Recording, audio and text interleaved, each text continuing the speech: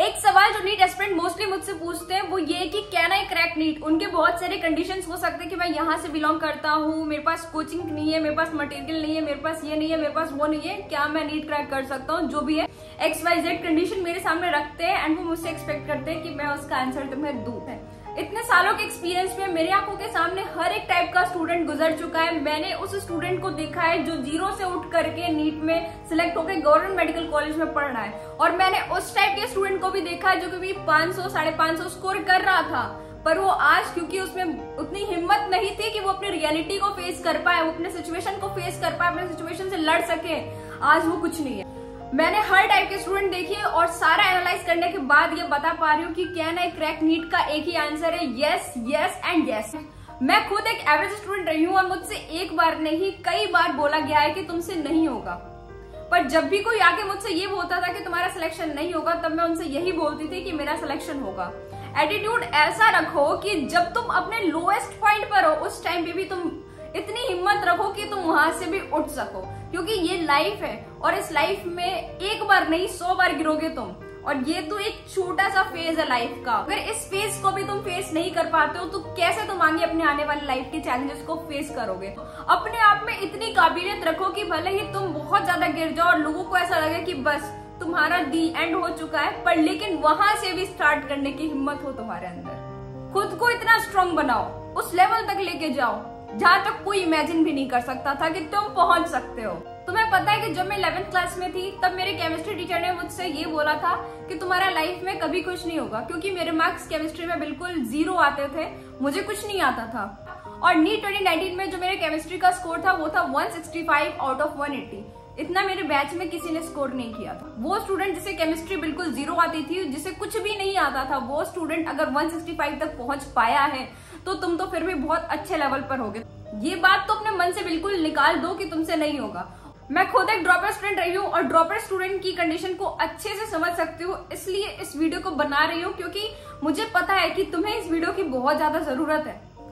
क्योंकि तुम जो फेस कर रहे हो, सोसाइटी तुम्हारे बारे में क्या बोल रही है, तुम्हारे घर वाले तुम्हारे बारे में क्या बोल रहे हैं, तुम्हारे दोस्त तुमसे बहुत आगे निकल रहे हैं, तो ये सारी बातें मन में आती है। पर मैं तुम्हें ये बोलूंगी कि तुम्हें इन बातों से अपने आप को रोकना नहीं है, तुम्हें अपने आप को मोटिवेट करना है। तुम्हें इस बात को समझना है और एक्सेप्ट करना है कि अगर तुम आज दिल से मेहनत करते हो, ऑनेस्टली मेहनत करते हो, तो तुम्हारे रिजल्ट को कोई नहीं रोक पाएगा। तुम सिलेक्ट होगे, जरूर से जरूर सिलेक्ट होगे, कोई नहीं रोक पाएगा। मोस्टली नीट एस्पिरेंट के अंदर इतनी हिम्मत नहीं होती है, इतना सेल्फ कॉन्फिडेंस नहीं होता है, उनका सेल्फ कॉन्फिडेंस बहुत ही लो होता है। पर लेकिन यही सेल्फ कॉन्फिडेंस तुम्हें लो नहीं रखना है। जो परसेप्शन एक नीट ड्रॉपर अपने लिए बनाता है, बेसिकली वो सोशली इन्फ्लुएंस्ड होता है। जो लोग बोलते हैं कहीं ना कहीं वो उनके मन में होता है और उनको लगता है कि हाँ अगर लोग बोल रहे हैं तो हो सकता है कि ये सच होगा, पर ये बिल्कुल भी सच नहीं है। तुम जब जागो तब सवेरा होता है, ये मान के चलो। अगर तुम आज पढ़ोगे, अगर आज ऑनेस्टली मेहनत करोगे तो डेफिनेटली उसका रिजल्ट तुम्हें मिलेगा। क्यों नहीं मिलेगा? जो लोग सिलेक्ट होते हैं, गवर्नमेंट मेडिकल कॉलेज में जाते हैं, उनके पास कुछ भी स्पेशल नहीं होता है। अगर तुम अपने लिए हमेशा अच्छा सोचोगे, पॉजिटिव सोचोगे कि हाँ मैं कर सकता हूँ, अगर पूरी एनर्जी के साथ तुम कोई काम को करो तो हो ही नहीं सकता है कि उसका फल तुम्हें ना मिले। गीता में साफ साफ लिखा है कि कर्म किए जा, फल की चिंता मत कर। पर लेकिन लोग करते क्या है, लोग अभी आज एक दिन मेहनत करेंगे और कल एक्सपेक्ट करेंगे कि कल हमें उसका फल मिल जाए, ठीक है, और नहीं मिलता है तो उनको लगता है कि हमें कभी नहीं मिलेगा। ऐसा नहीं होता, हमें पेशेंस चाहिए।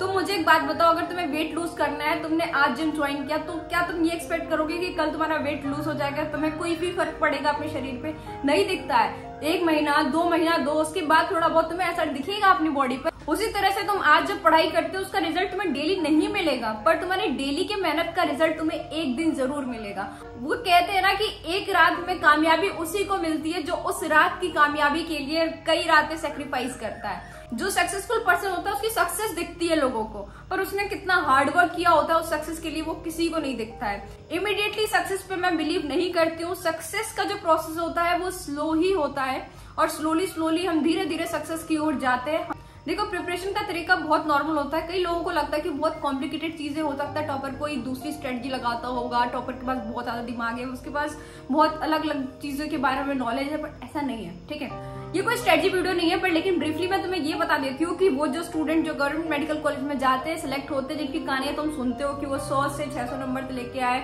100 नंबर से 650 नंबर तक लेके आए, तो ये स्टूडेंट क्या करते हैं? बेसिकली ये स्टूडेंट पहले तो ये इनका माइंडसेट होता है कि हाँ करना है चाहे कुछ हो जाए। पहला तो ये माइंडसेट हो गया। दूसरा ये है कि ये कंसिस्टेंट रहते हैं, ठीक है। ये काफी पेशेंट लोग होते हैं, इनको छोटे छोटे रिजल्ट से कोई मतलब नहीं होता है, इनको बड़े सक्सेस की ज्यादा भूख होती है। तो अगर आज वो किसी टेस्ट में लो भी अगर स्कोर करेंगे ना, उन्हें इस बात से कोई फर्क नहीं पड़ेगा। वो बस बैठ के उस पेपर की एनालिसिस करेंगे कि हाँ इस पेपर में कहाँ मैंने गलतियां करी है और कहाँ मुझे अपने आप को इम्प्रूव करना है। उन्हें इस बात से ज्यादा फर्क पड़ता है।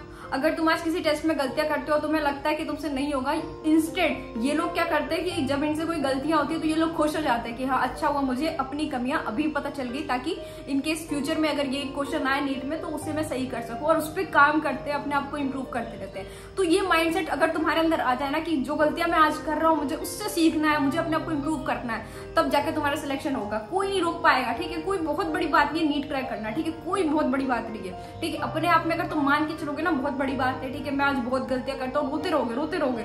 जितना रोगे ना तुम्हारा रिजल्ट उतना खराब होगा, ठीक है। रोना बंद कर दो। सबसे पहले तो रोना जो तुम्हारा है वो उसको बंद ही कर दो, ठीक है। बस तुम जो आज गलतियां कर रहे हो उसको सुधारते जाओ। कोई नहीं रोक पाएगा सिलेक्शन, ठीक है। मेरी गारंटी, कोई नहीं रोक पाएगा। अपने आप को डे बाय डे इंप्रूव करते रहो। माइंडसेट पे ध्यान रखना कि हाँ माइंडसेट कहीं भी तुम्हारा ढीला नहीं होना चाहिए। एकदम बिल्कुल स्ट्रॉन्ग माइंडसेट के साथ चलो कि हाँ देख लेंगे, जो होगा देखा जाएगा। वो स्टूडेंट जो सिलेक्ट होता है वो कभी भी हार्डवर्क से डरता नहीं है। वो कोई भी दिन अपना वेस्ट नहीं करेगा कि आज मैं काफी लो फील कर रहा हूँ तो आज मुझसे पढ़ाई नहीं होगी। हर कंडीशन में पढ़ता है, ठीक है। भले ही उसे ठंड लग रही हो, उसे बहुत गर्मी लग रही हो, वो इन सब कंडीशन से अपने आप को कभी भी रोकता नहीं है। वो पढ़ाई करता है। कोई भी कंडीशन हो वो कभी भी अपने आप को नहीं बोलेगा कि हाँ आज मैं ये फील कर रहा हूँ, आज मैं वो फील कर रहा हूँ, मैं नहीं पढ़ूंगा।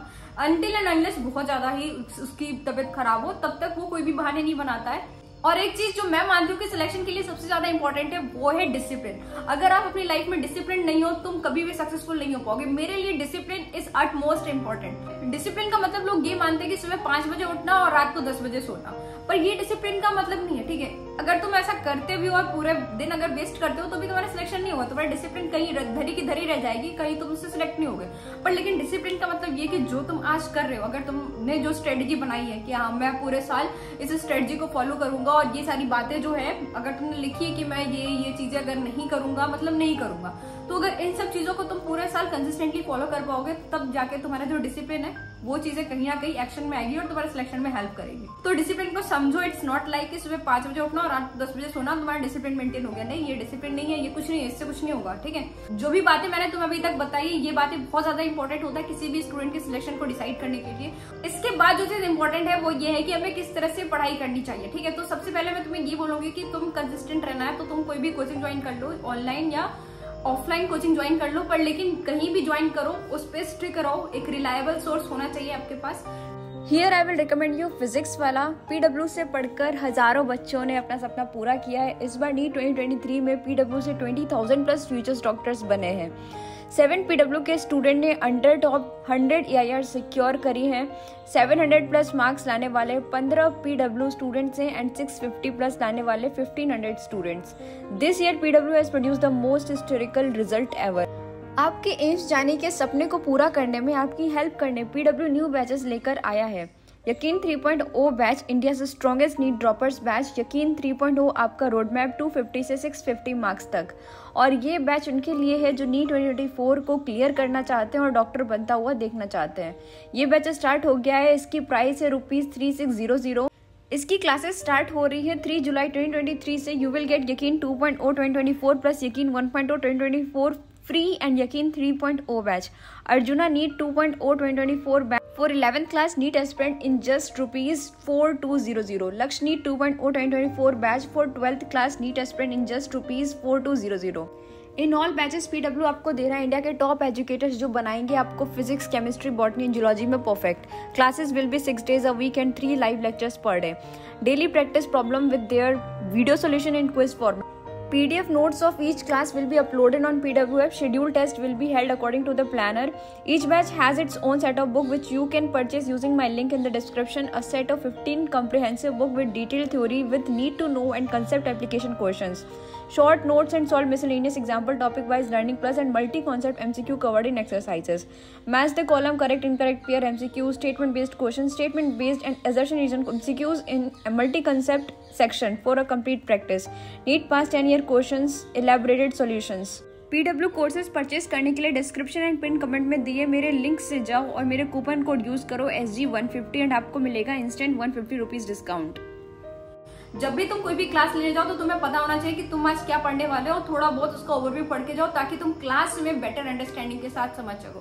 क्लास लेने से पहले ही तुम्हें ये क्लियर होना चाहिए कि तुम आज किस टॉपिक की क्लास लेने जा रहे हो और तुम उस बारे में थोड़ा बहुत पढ़ के जाओ ताकि क्लास में तुम्हें ब्लैंक नहीं बैठना पड़े, तुम क्वेश्चंस पुट ऑन कर सको, तुम क्वेश्चंस पूछ सको। जब तुम क्लास में बैठो तो पूरा फोकस क्लास में होना चाहिए कि तुम सर क्या पढ़ा रहे हो। जब भी तुम क्लास में बैठो तो तुम्हारा माइंडसेट यही होना चाहिए कि आज मुझे जो कुछ भी पढ़ाया जाएगा मुझे उसका 100 नहीं तो 80% चीजें याद करनी है, समझनी है और फुल फोकस के साथ। ये मत सोचो कि तुम्हारे साथ में जो बैठा है वो क्या बोल रहा है, पीछे कौन मजाक कर रहा है, कौन क्या कर रहा है क्लास में, इस बात पे ध्यान मत दो।